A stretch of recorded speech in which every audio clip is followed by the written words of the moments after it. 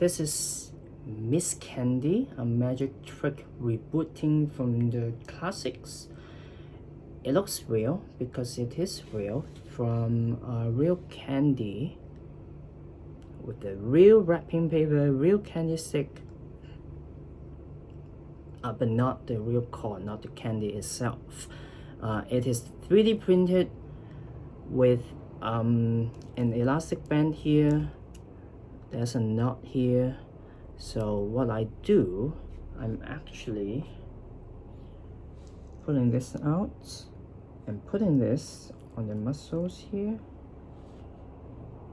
slightly catching it, and I block the spectator's view away from my candy but closer to their eyes, but don't stab them, don't poke their eyes, just turn, move closer and release.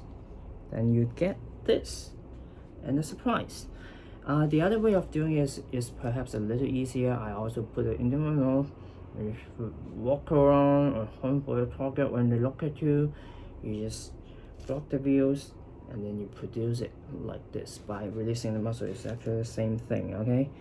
Block the views, move closer. Sometimes you need adjustment by the palm, and then you produce. One more time, slightly catching it.